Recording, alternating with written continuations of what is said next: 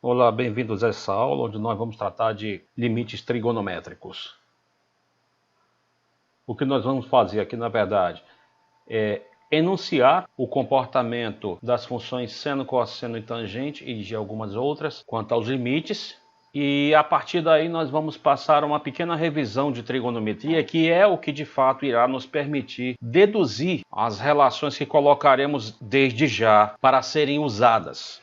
Porque é bom que se tenha em mente as relações que já podemos a partir de agora usar para tornar o curso mais fluido e funcional. Esta revisão que nós faremos é uma revisão importante, vale muito a pena que façamos, mesmo porque, como eu disse, a partir dela nós poderemos também deduzir aquilo que colocaremos agora desde o início e deduzir os limites trigonométricos fundamentais.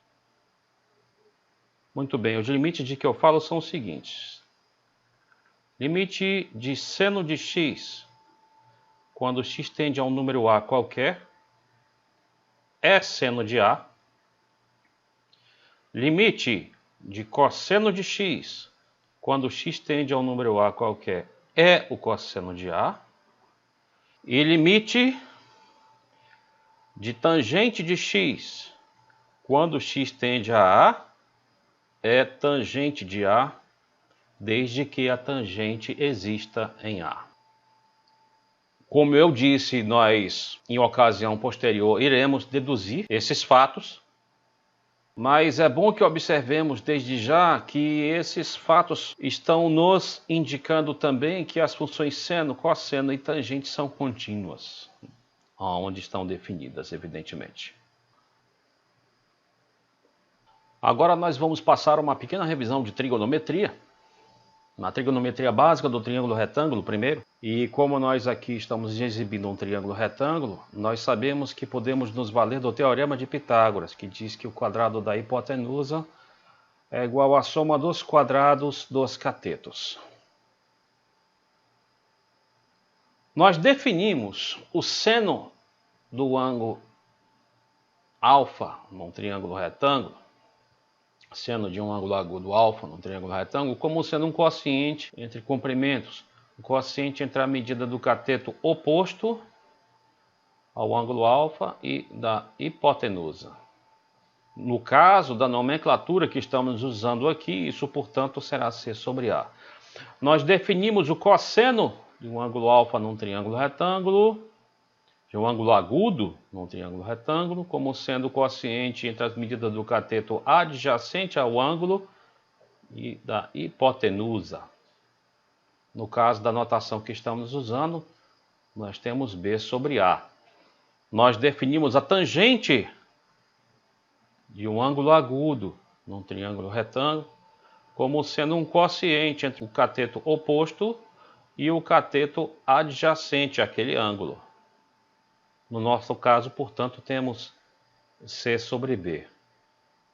Podemos, a partir dessas definições, já deduzir algumas coisas. Por exemplo, uma vez que C sobre A dividido por B sobre A é a mesma coisa que C sobre B, e nós podemos constatar isso rapidamente, multiplicando a primeira pelo inverso da segunda, nós podemos concluir que a tangente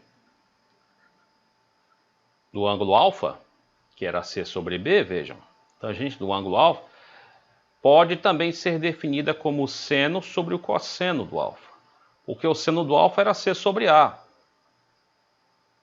e o cosseno do alfa era B sobre A. Vejam. Então, uma definição alternativa para a tangente poderia ser seno sobre cosseno. Outra coisa que nós também podemos deduzir, e esta é bastante importante, é a seguinte: nós temos aqui, desta primeira definição, que este C sobre A é o seno do ângulo alfa. Outra maneira de escrever isto, o A está aqui dividindo. Nós temos possibilidade de reescrever isso com o A multiplicando ali. Analogamente, nós podemos também, através desta segunda definição, expressar que o B era A vezes o cosseno do ângulo alfa.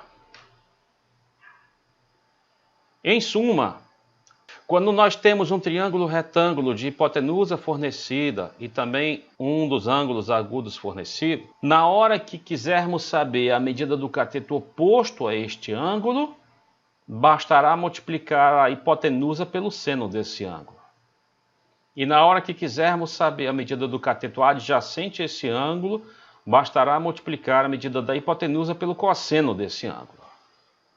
Isto é uma relação que é muito usada. Outra coisa, vamos tentar verificar o valor disso aqui. Se eu quiser elevar o seno do alfa ao quadrado, elevar o cosseno do alfa ao quadrado e somar essas duas coisas, o que eu terei? Terei o seguinte. Com a nossa notação, o seno do alfa é C sobre A. Então, o quadrado dele vai ser C2 sobre A2. E o cosseno do alfa é B sobre A. Então, o quadrado dele vai ser B2 sobre A2. Como isto aqui é uma soma de frações com o mesmo denominador, fica bem simples, né? Só repetir o denominador e somar normalmente os numeradores. Por outro lado, este numerador aqui agora é precisamente o A quadrado, porque pelo teorema de Pitágoras, C2 mais B2 ou B2 mais C2 era A2. Então isso aqui nos forneceu A quadrado sobre A quadrado, que é 1. Uma forma conveniente e muito comum de escrever isso é assim: seno ao quadrado de alfa mais cosseno ao quadrado de alfa igual a 1. É bom que se evite escrever isto aqui, porque isto pode muito bem ser confundido com o seno do quadrado de alfa, que é algo completamente diferente. Nós queremos o quadrado do seno de alfa. Esta relação que nós acabamos de deduzir, que diz que o quadrado do seno de um ângulo mais o quadrado do cosseno deste mesmo ângulo é sempre igual a 1, é chamada relação fundamental da trigonometria. E o nome não é um exagero, isto realmente é algo muito importante em toda a trigonometria. Para o que se segue, nós vamos frisar que nós estaremos trabalhando com a medida angular em radianos. E isto nos permite, por exemplo, obter rapidamente a medida linear do arco em função dessa medida angular em radiano, porque eles têm uma relação muito simples entre si. Quando alfa estiver medido em radiano, este comprimento deste arco aqui simplesmente será R vezes a medida, onde o R é o raio do círculo e alfa, neste caso, é a medida desta abertura em radianos. De posse disso, vamos começar a trabalhar com aquilo que se costuma chamar de ciclo trigonométrico. Vamos, antes de mais nada, considerar um círculo de raio R, e aqui nós vamos centrá-lo na origem de um sistema cartesiano. Nós vamos ganhar com isso, por exemplo, o sistema de quadrantes, primeiro, segundo, terceiro e quarto quadrante. Então nós podemos falar em primeiro, segundo, terceiro e quarto quadrantes de um círculo. E ganharemos também orientação. O sentido considerado positivo será para a direita ou para cima.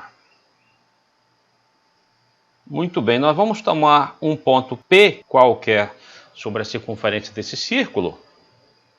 E observar que um ponto P qualquer sobre a circunferência do círculo define um ângulo, que eu vou chamar de X.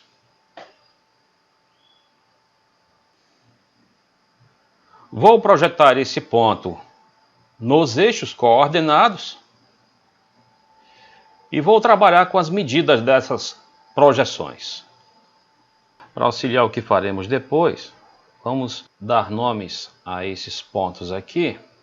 Vou chamar esse ponto de C. Esse ponto eu vou chamar apropriadamente de O, porque ali é a origem. E vou chamar este ponto de D. Vamos observar primeiro que esta projeção vertical OD tem o mesmo tamanho que este segmento CP ou PC. Então nós podemos dizer que OC e PC são as medidas das projeções horizontal e vertical, respectivamente, do ponto P sobre os eixos. Eu vou copiar este triângulo retângulo OCP para nós podermos olhá-lo com mais detalhe. Lembrem-se que a hipotenusa OP desse triângulo mede R, o raio desse círculo. Agora, para que nós obtenhamos a medida OC do cateto adjacente ao ângulo X desse triângulo, lembrem-se, basta que nós multipliquemos a hipotenusa pelo cosseno do ângulo. E para que obtenhamos a medida PC do cateto oposto a esse ângulo, basta que multipliquemos a medida da hipotenusa pelo seno deste ângulo. Então vejam, o que vai acontecer se por acaso este raio tiver medida 1? Isso iria facilitar enormemente a nossa vida, porque se esse raio fosse 1, as medidas de OC e PC nos forneceriam de imediato os valores do cosseno e do seno do ângulo X, respectivamente. Então é isso que nós faremos aqui, e é por isso que aquilo que se costuma chamar de ciclo trigonométrico tem raio 1. Neste triângulo OCP, repetindo, nós acabaremos tendo de imediato OC como sendo o cosseno do ângulo e PC como sendo o seno do ângulo X. O teorema de Pitágoras nesse triângulo já nos diz de imediato que o quadrado do seno mais o quadrado do cosseno é igual a 1. Evidentemente, era o que poderíamos esperar. Em resumo, no ciclo trigonométrico, esta projeção horizontal nos fornece o cosseno e esta projeção vertical nos fornece o seno deste ângulo. É por isso que este eixo horizontal é chamado de eixo dos cossenos e esse eixo vertical é chamado de eixo dos senos. Vamos considerar agora uma reta que tangencia esse ciclo num ponto que nós chamaremos aqui de A. Nós vamos prolongar o segmento AP até que ele encontre esta reta e vamos chamar, digamos, de B este ponto de encontro. Vamos apenas observar que como esta reta é tangente a este círculo, o ângulo entre ela e o raio neste ponto de tangência é um ângulo reto. Isso é uma propriedade de retas tangentes a um círculo. Agora vamos observar o seguinte, nós temos dois triângulos retângulos aí. Eu vou copiá-los, um em cada lado aqui. Nós temos o triângulo OCP e nós temos um triângulo retângulo um pouco maior, OAB. O triângulo OCP, que eu copiei aqui à esquerda, e o triângulo OAB, que eu copiei aqui à direita. Nós sabemos algumas coisas sobre esses triângulos. Por exemplo, a hipotenusa do triângulo menor, OP, nós sabemos quem é. Ela é 1, porque OP é o raio desse círculo que era 1. Nós sabemos as medidas dos dois catetos, OC e PC desse triângulo, que são cosseno de x e seno de x. No triângulo maior nós sabemos algumas coisas. Por exemplo, nós sabemos a medida do cateto adjacente ao ângulo x. O cateto OA, observe, é o próprio raio do círculo. Então isso aqui mede 1. Porém nós não sabemos a medida da hipotenusa, e eu confesso até que não estamos muito interessados nisso agora. E digo que nós estamos interessados nesta medida aqui que eu vou chamar de, digamos, H. Eu quero saber o comprimento H do segmento AB. E é possível conhecermos esse comprimento. Eu vou dizer para vocês por quê. Pelo seguinte, porque esses dois triângulos que eu acabei de copiar, um de cada lado, eles são triângulos semelhantes entre si. O que eu quero dizer com isso? Quero dizer que, embora eles não tenham necessariamente o mesmo tamanho, eles têm o mesmo formato. Em outras palavras, para ser mais específico, os ângulos internos desses dois triângulos são respectivamente congruentes. O ângulo no vértice O do triângulo menor tem a mesma medida que o ângulo no vértice O do triângulo maior. O ângulo no vértice C do triângulo menor tem a mesma medida que o ângulo no vértice A do triângulo maior. E o ângulo no vértice P do triângulo menor tem a mesma medida que o ângulo no vértice B do triângulo maior. Por que isto? Muito bem, como a soma dos ângulos internos de qualquer triângulo tem que ser 180 graus, pelo menos na geometria euclidiana, este ângulo que sobra aqui no vértice P do triângulo menor é aquilo que faltaria a x para completarmos 90 graus. Isso para que a soma desse 180. Então esse ângulo aqui seria 90 menos x. Pelo mesmo motivo, nós podemos concluir que esse ângulo é 90 menos x também. É aquilo que faltaria a x para que este triângulo completasse a soma dos ângulos internos de 180. Então este ângulo em B e este ângulo em P, ambos têm a medida de 90 menos x. Em suma, esses dois triângulos possuem os ângulos respectivamente congruentes, portanto eles são semelhantes. E o que é que a teoria da semelhança dos triângulos nos fornece? Quando dois triângulos são semelhantes, então há uma conservação da razão entre lados correspondentes. Por exemplo, a base de um está para a base do outro, assim como a altura de um está para a altura do outro, assim como, digamos, a hipotenusa de um está para a hipotenusa do outro, nesses dois triângulos aí. Eu não vou usar as hipotenusas, eu vou usar só os catetos, que é o que me basta, e vou expressar esses quocientes. A base do triângulo menor está para a base do triângulo maior, que é 1, né? Assim como a altura do triângulo menor está para a altura do triângulo maior. Eu repito que não vou aqui usar as hipotenusas. Nós aqui temos uma igualdade entre duas razões, ou seja, nós temos uma proporção. E o nosso interesse aqui, eu repito, é encontrar a medida H do segmento AB. Eu aqui, como tenho uma igualdade entre duas razões, eu posso trabalhar desta forma. O produto dos meios é o produto dos extremos, para começar a tentar encontrar o valor do H. Então vamos lá. H vezes o cosseno de x acabará sendo seno de x. Para que nós encontremos finalmente a medida do H, bastará reescrever essa expressão com o cosseno no segundo membro da igualdade. O H vai ser seno sobre o cosseno, porque o cosseno estava no membro esquerdo multiplicando, né? Ou seja, quem é esse H? É a tangente de x. É por isso que esta medida trigonométrica leva o nome de tangente, porque é obtida sobre uma reta tangente à circunferência. Então isso aqui é tangente de x. Agora, para uso futuro, nós vamos trabalhar com algumas áreas.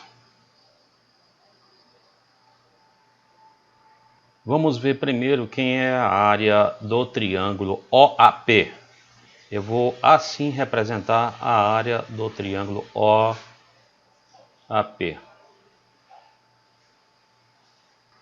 Essa é a parte mais fácil. A área de um triângulo pode ser expressa por base vezes altura sobre 2. Nós podemos considerar OA como base para esse triângulo, quando então o seno de x vai ser a altura. Então essa área vai ser 1, que é a base, porque é o raio, vezes a altura, que é seno de x,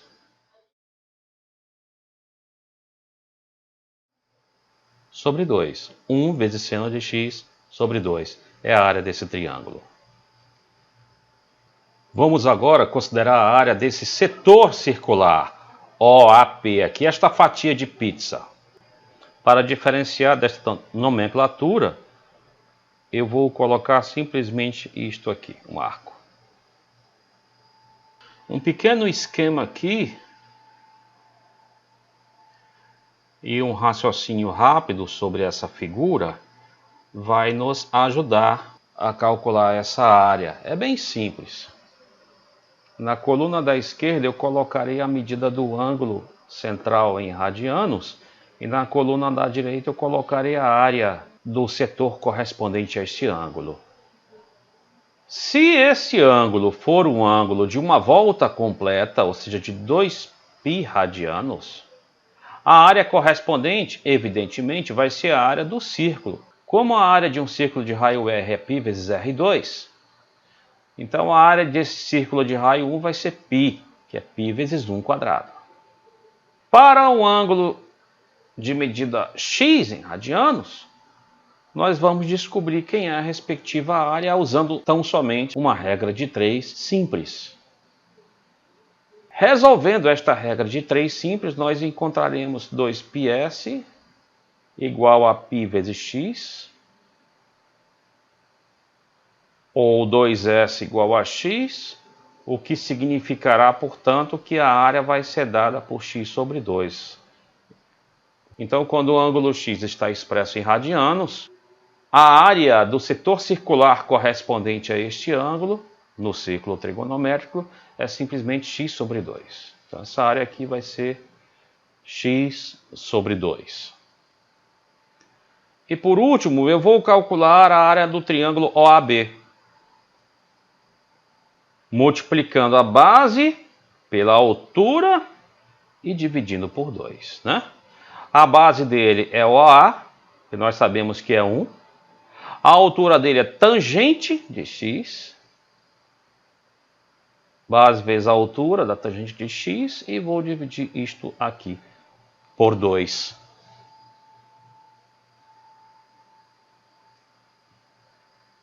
Agora vamos observar o seguinte.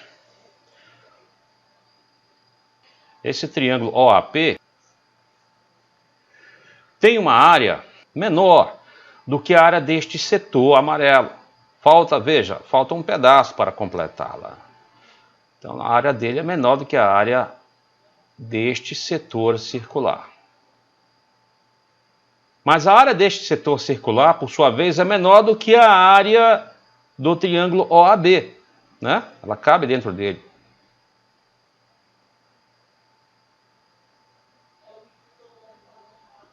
Então nós temos aí essa relação. Vou passar essa relação aqui para a esquerda. Esta área do triângulo OAP é menor do que a área do setor OAP, que por sua vez é menor do que a área do triângulo OAB. Então eu vou reescrever aqui essa desigualdade. Seno de x sobre 2, que é a área do triângulo OAP, menor do que x sobre 2, que é a área do setor OAP, por sua vez, menor do que tangente de x sobre 2. Só que a tangente de x é seno de x sobre cosseno de x. Tangente de x sobre 2, portanto, dá seno de x sobre 2 cosseno de x. Quando nós temos uma desigualdade e multiplicamos essa desigualdade por um número positivo, esta desigualdade, felizmente, não se inverterá e manterá a mesma informação. Vamos multiplicar, portanto, todo mundo aqui por 2, para que esse 2 aqui suma do denominador. Nós teremos, então, seno de x menor do que x, menor do que seno de x sobre cosseno de x. Nós sabemos, por outro lado, que quando temos uma desigualdade e invertemos cada membro da desigualdade, a desigualdade se inverte. O que eu estou chamando de inverter cada membro da desigualdade é inverter cada fração. E a desigualdade se inverte quando invertemos essas frações. Digamos, ao transformarmos numerador em denominador e vice-versa, a desigualdade mudará de sentido, inverterá seu sentido. Isso para que a mesma informação se mantenha. Então vamos fazer isso. Vamos inverter aqui 1 sobre seno de x maior que 1 sobre x maior que cosseno de x sobre seno de x. Agora vamos observar um detalhe importante aqui. Quem era o seno de x? O seno de x é o comprimento, esse comprimento aqui, que está sendo observado na parte positiva do eixo y, está para cima. Portanto, ele é positivo. Lembre-se que nós herdamos as orientações desses eixos. Este seno aqui, portanto, é positivo. Por que foi que eu fiz isso? Porque eu vou pegar esta desigualdade e multiplicar toda ela pelo mesmo número, que vai ser seno de x. Como esse seno de x nós já sabemos ser um número positivo, esta desigualdade não se inverterá. Ela permanecerá com o mesmo sentido, nos proporcionando a mesma informação. Então vamos multiplicar toda ela por seno de x aqui. Para quê? Qual é a finalidade disso?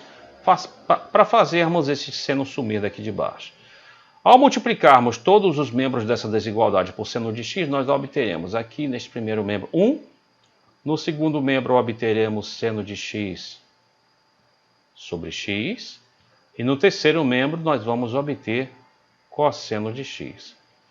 Caso esteja incômodo escrever esta desigualdade desta forma, nós poderíamos também escrever a mesma desigualdade desta outra forma aqui, cosseno de x menor que seno de x sobre x menor do que 1. Então veja, pelo menos naquele primeiro quadrante, isso aqui está valendo e é uma relação que nós vamos usar posteriormente. Eu vou chamar essa relação, digamos, de relação 1. No futuro, quando eu mencionar relação 1, nós estaremos tratando desta relação aí que nós acabamos de obter. Ela vai nos servir para deduzir várias coisas, entre elas, aqueles fatos sobre os limites que eu coloquei no início desta aula. Vamos fazer agora outras observações bem simples no ciclo trigonométrico. Como sempre, eu vou chamar esse ponto de O, vou chamar esse ponto aqui de P. E vou usar o eixo das abscissas, ou o eixo dos cossenos, como um espelho, para projetar este ponto P aqui no outro lado. E vou chamar esse ponto aqui de P'. Vou chamar esse ponto aqui de C. Então eu obtenho outro triângulo retângulo OCP', com a mesma abertura aqui. Mesma abertura que eu tinha aqui em cima, porque é um triângulo congruente ao triângulo de cima, exatamente os mesmos ângulos e as mesmas medidas lineares, exatamente a mesma coisa.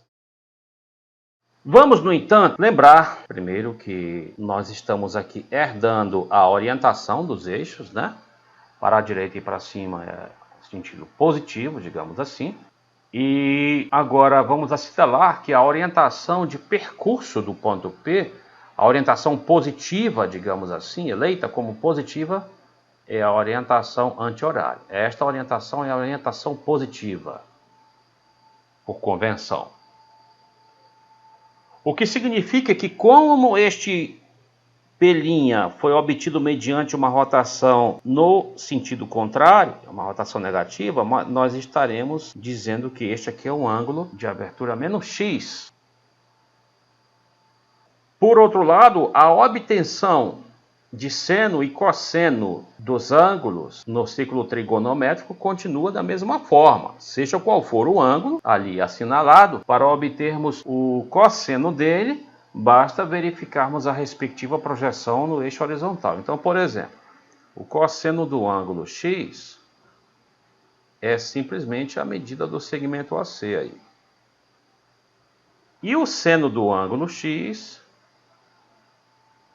é a medida do segmento BC.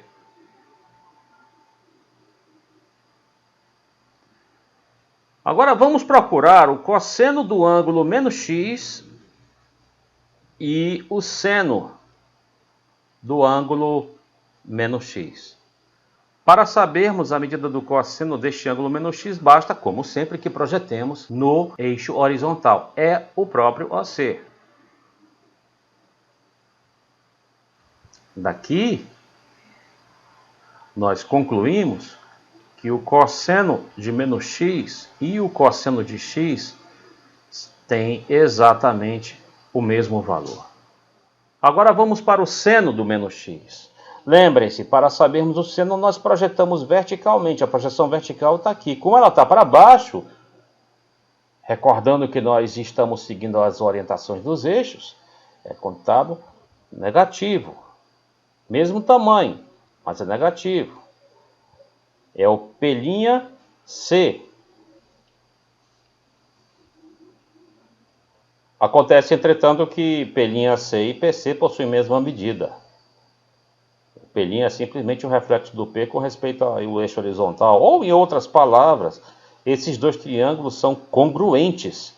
Esta medida, que é 1, é a mesma que esta. Esta é a medida comum entre esses dois triângulos. E esta medida é a mesma que essa. P'C e PC têm a mesma medida. Então, isso aqui é menos a medida de PC. Ao compararmos essas duas coisas, nós concluímos que o seno de menos x é o seno de x com sinal contrário, menos o seno de x. Daqui nós podemos inclusive concluir que a tangente de menos x, que é o seno de menos x sobre o cosseno de menos x, vai ser o seguinte: seno de menos x nós sabemos que é menos seno de x. E o cosseno de menos x é o próprio cosseno de x. Portanto, a tangente de menos x é menos a tangente de x. Uma observação aqui importante é que tanto o seno de um ângulo quanto o cosseno desse ângulo sempre estarão entre dois valores extremos, entre menos 1 e 1.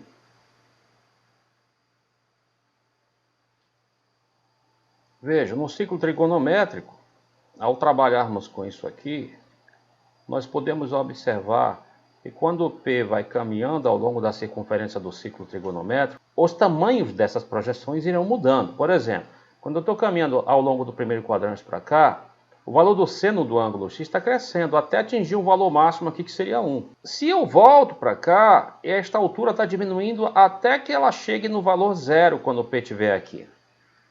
Se o P continuasse caminhando para cá, a respectiva altura estaria diminuindo até chegar a 0 aqui. Se eu caminhasse com o ponto P para cá, digamos assim, o que eu obteria? Sua projeção vertical seria algo para cá, contado negativamente, né? Estamos no sentido negativo do eixo vertical, e quando chegasse aqui, ia atingir seu maior tamanho, que seria 1 também, só que negativo, seria o tamanho 1, só que seria um valor negativo, seria menos 1. E ao prosseguir a rotação, a projeção voltaria a se aproximar, essa projeção vertical, voltaria a se aproximar do valor 0. Então, o maior valor possível para a projeção vertical é 1 e o menor valor possível é menos 1. Trabalhando de forma análoga, você vai concluir também que o cosseno também obedece este comportamento. Então, o seno e o cosseno de um ângulo são coisas que nunca ultrapassam o valor 1 e nunca ficam menores do que o valor menos 1. Vamos dar um exemplo aqui que pode nos ajudar bastante. Vamos dar um exemplo de um triângulo equilátero, que é, por definição, um triângulo cujos lados todos têm a mesma medida. Uma consequência disso é que os três ângulos internos também terão todos a mesma medida. Então, como a soma dos ângulos internos de qualquer triângulo na geometria euclidiana é 180 graus, cada ângulo iria medir 60 graus ou π/3 radianos.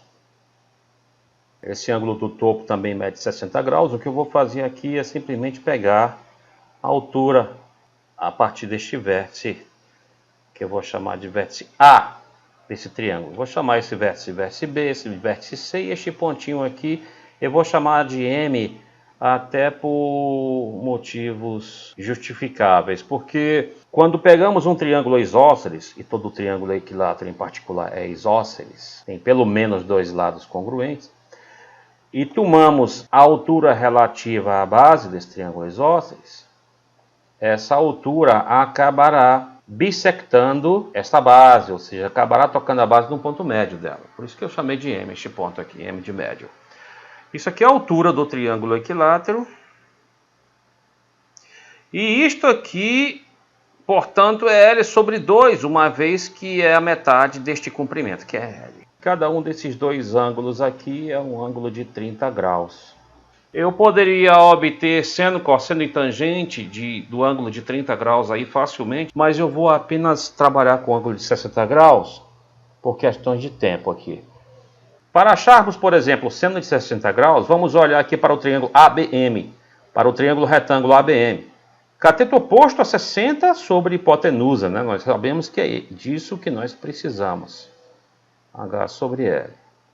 Vamos usar Pitágoras para encontrar a medida H em função de L. Esquematicamente, nós temos aqui o seguinte. Nós temos um triângulo retângulo de hipotenusa L e catetos H e L sobre 2. Trabalhando com o teorema de Pitágoras aqui, nós teremos o quadrado da hipotenusa é igual ao quadrado de um cateto mais o quadrado do outro cateto. Multiplicando toda essa equação por 4, por exemplo, para evitarmos frações, nós teremos 4L2 igual a L2 mais 4H2. Vou passar esse L2 para lá. Nós teremos 3L2 igual a 4H2. Eu quero saber a medida do H, então eu vou começar a isolá-lo, né? Então, isso aqui é 3L2 sobre 4. Bom, isto aqui é o H2. Para sabermos quem é o H, evidentemente tiramos a raiz nos dois membros da igualdade. Então o H vai ser igual a raiz do que está em cima, que é L raiz de 3, sobre a raiz do que está embaixo, né? Então a altura de um triângulo equilátero de lado L é dada por L raiz de 3 sobre 2. Eu posso então reescrever isto da seguinte forma. Aonde tem H, eu posso colocar L raiz de 3 sobre 2. E aqui nós temos L. Caso sintamos dificuldade de fazer essa conta, vamos lembrar que isso aqui pode ser substituído por L sobre 1. Não deixa de ser, né? E ao multiplicarmos a primeira pelo inverso da segunda, nós vamos encontrar simplesmente raiz de 3 sobre 2. O seno de 60 graus é raiz de 3 sobre 2. Poderíamos encontrar o cosseno também de 60. Nós vamos, de acordo com esse tipo de raciocínio, nós encontraríamos um meio. Poderíamos encontrar seno e cosseno de 30 graus. Mas vamos aproveitar apenas este exemplo para ilustrarmos um fato importante. Muito bem, nós sabemos que seno de 60 graus é raiz de 3 sobre 2. Vamos imaginar que nós queremos saber quem é o seno de 120 graus. Ora, 120 graus é 60 mais 60. Nessa hora aparece uma vontade danada de escrevermos que isso aqui é igual a seno de 60 mais seno de 60. Ou seja, de intuir que seno da soma de dois ângulos é o seno do primeiro mais o seno do segundo. Isto, infelizmente, não é verdade. E é fácil ver por quê. Caso fosse verdade, nós teríamos que o seno de 120 graus seria seno de 60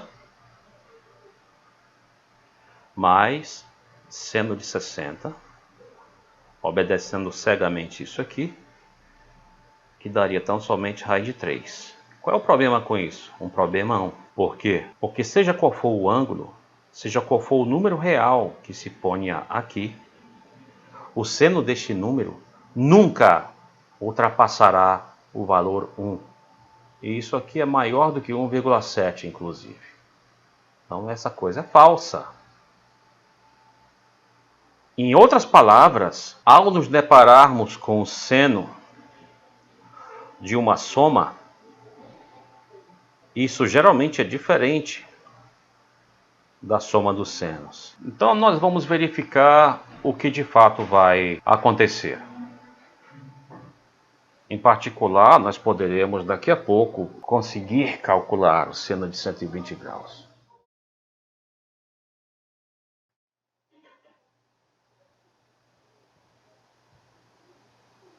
Mas vamos aqui trabalhar com um triângulo retângulo. E só para facilitar os cálculos, eu vou supor que a hipotenusa dele meça 1. Vou chamar esse ângulo agudo de beta. O tamanho do triângulo e, portanto, o tamanho da hipotenusa não nos importarão muito. Se eu ampliar ou diminuir o tamanho do triângulo, apenas fazendo ampliações e reduções, sem mudar o formato, evidentemente esse ângulo não muda de magnitude. E vou aqui construir um outro triângulo retângulo aqui embaixo. Vou chamar esse ângulo aqui de alfa. Agora eu vou fazer algumas projeções. Vou projetar isso aqui ortogonalmente. E vou fazer uma outra projeção ortogonal aqui. Vamos agora observar algumas coisas. Vamos fazer algumas observações aqui. Olhando para este triângulo aqui de cima, e lembrando que para sabermos a medida do cateto adjacente ao ângulo agudo dado, basta multiplicar a medida da hipotenusa pelo cosseno desse ângulo. Então, 1 vezes o cosseno de beta é esta medida aqui. Então, isso dá cosseno de beta, essa medida aqui. De maneira análoga, para sabermos a medida do cateto oposto a esse ângulo, nós devemos multiplicar a medida da hipotenusa pelo seno desse ângulo. Então isso aqui é seno de beta, esse tamanho aqui. Vamos prosseguir. Vamos olhar agora para o triângulo retângulo de baixo. Esse triângulo retângulo aqui. O que era cateto no triângulo anterior virou hipotenusa nesse triângulo retângulo de baixo. Nesse triângulo retângulo de baixo, para sabermos a medida deste cateto adjacente a alfa, basta multiplicar a medida da hipotenusa pelo cosseno desse ângulo. Então, esta medida aqui, daqui para cá, é a medida da hipotenusa pelo cosseno desse ângulo, ou seja, cosseno beta, cosseno alfa, tanto faz, né? Cosseno alfa vezes cosseno beta. Esta medida deste outro cateto aqui é de forma análoga. É o produto da medida da hipotenusa pelo seno deste ângulo, né? Cosseno beta vezes seno alfa, ou seno alfa vezes cosseno beta. Agora vamos observar o seguinte. Neste pequeno triângulo retângulo aqui, nós temos um ângulo cuja medida é 90 menos alfa, né? Aquilo que somado com alfa deverá totalizar 90. Como esses dois ângulos aqui são opostos pelo vértice, então a medida deste aqui é 90 menos alfa também. Por outro lado, ao olharmos para este outro triângulo retângulo aqui, que tem um ângulo de 90 menos alfa e o ângulo de 90, ao trabalharmos com a soma dos ângulos internos, nós vamos concluir que este ângulo daqui medirá alfa. O cateto oposto ao ângulo alfa neste triângulo aqui, nós sabemos como calcular. É o produto da medida da hipotenusa desse triângulo pelo seno do alfa. Então a medida desse cateto aqui vai ser seno alfa vezes seno beta. Agora vamos olhar para o cateto adjacente a alfa nesse mesmo triângulo. Eu vou colocar a medida dele aqui.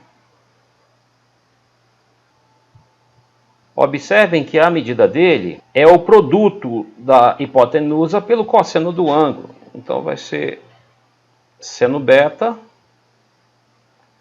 vezes cosseno de alfa. Vamos agora dar nomes a alguns vértices. Vou chamar esse vértice aqui de O. Vou chamar este vértice aqui de P. E vou chamar este vértice aqui, digamos, de Q. Vou trabalhar com o triângulo retângulo OPQ.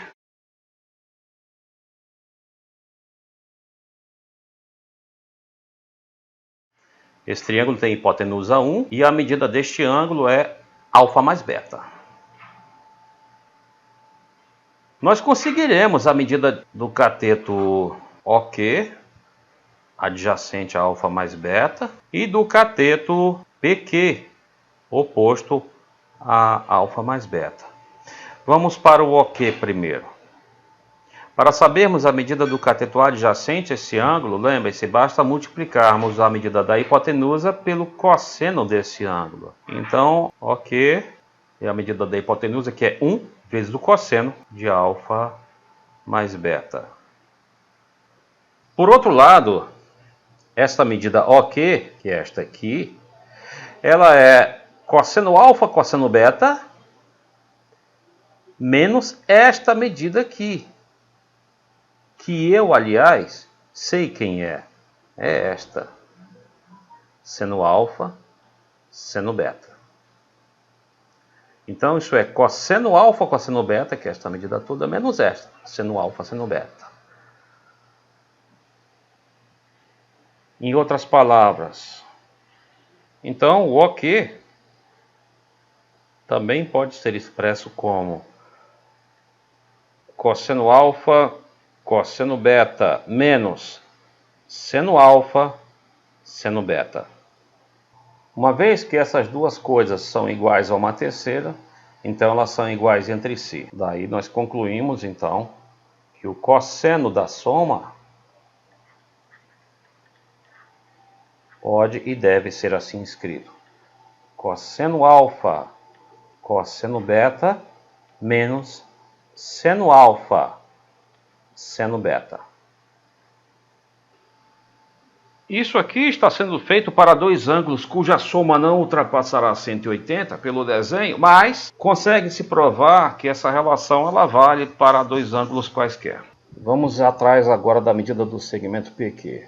A medida do segmento PQ, que por um lado é o próprio seno do ângulo alfa mais beta, por outro, é também, vejam, a soma dessas duas medidas, esta, que é isso, e esta, que é isto aqui. Então, a medida do segmento PQ é seno alfa cosseno beta mais seno beta cosseno alfa.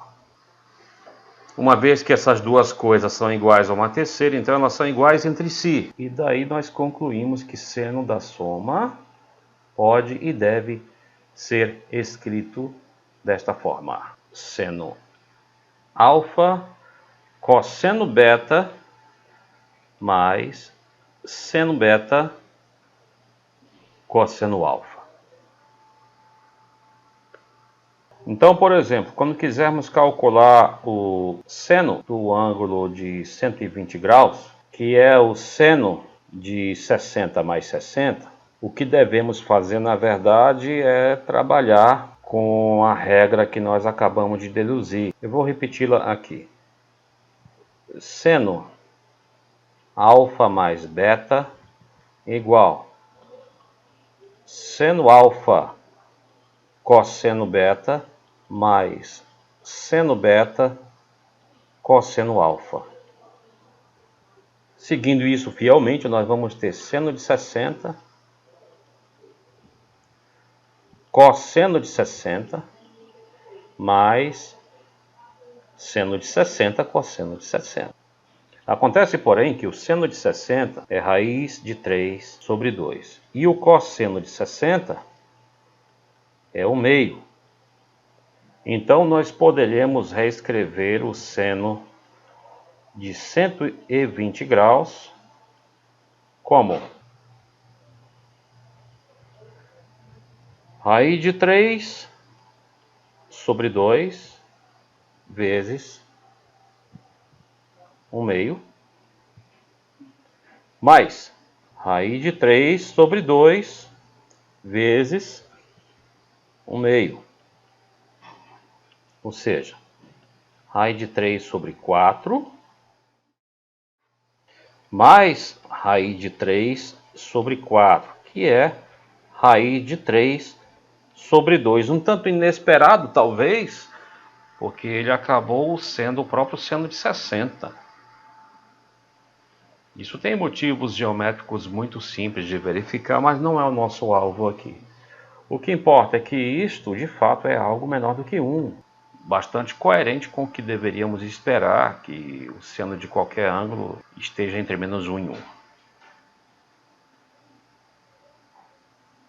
Essa relação aqui, e o exemplo que nós demos há pouco, ela serve em particular para encontrarmos outras. Por exemplo,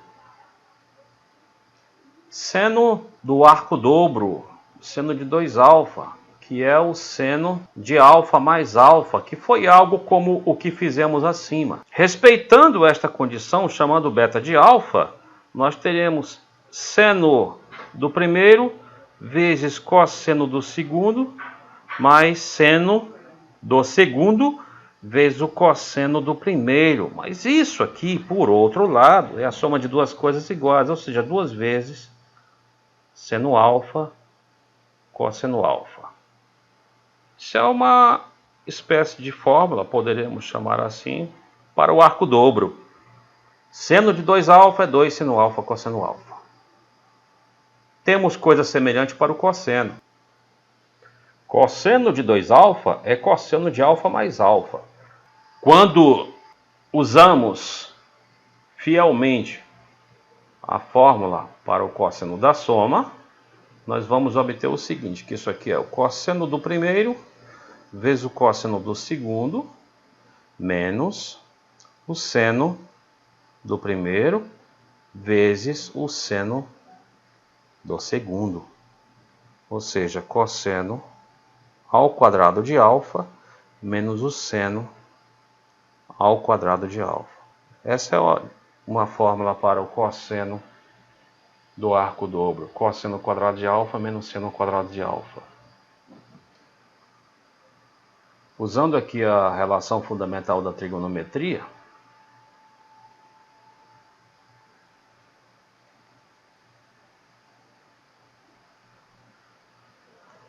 nós poderemos com isso concluir uma outra coisa auxiliar aqui também.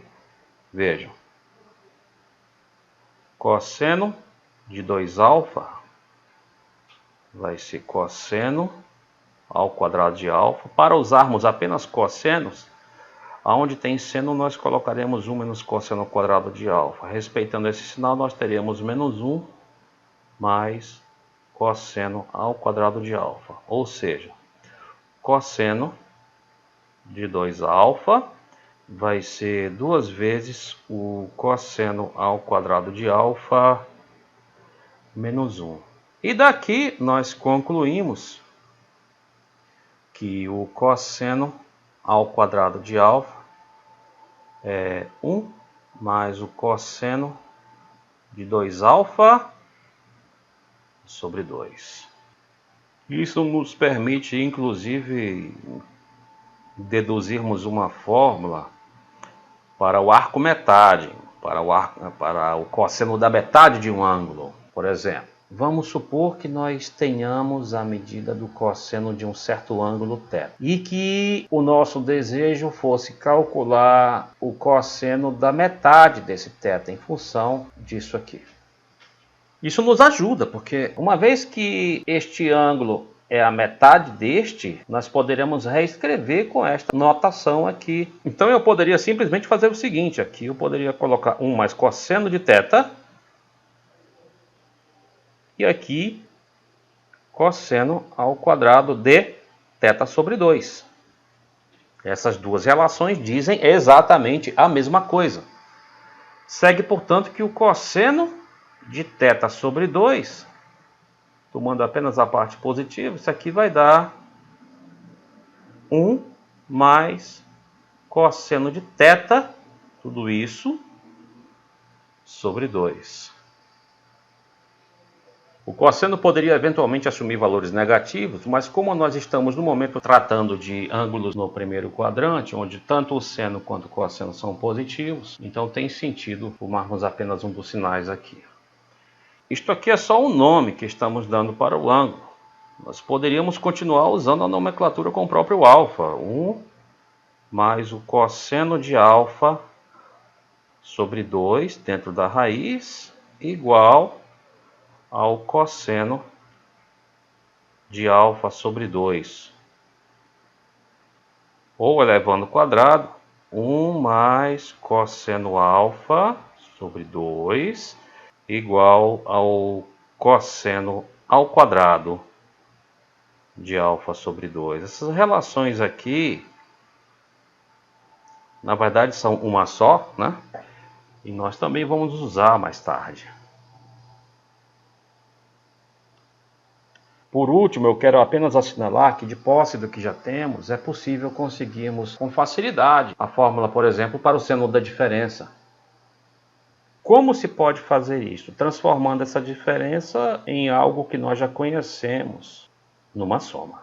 Não mudou nada aqui, vejam. Somar alfa com menos beta é a mesma coisa que fazermos alfa menos beta. A vantagem aqui é que isto se enquadra no modelo de uma fórmula que já temos. Isso aqui, como nós sabemos, é o seno do primeiro vezes o cosseno do segundo. O segundo aqui é menos beta, mais o seno do segundo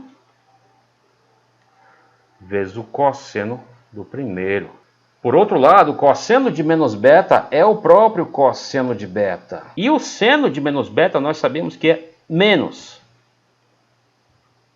seno de beta. Então aqui fica menos seno beta cosseno alfa e aqui fica seno alfa vezes cosseno beta. Portanto, seno de alfa menos beta é seno alfa cosseno beta menos seno beta cosseno alfa. Fica a cargo do aluno tentar esta relação aqui.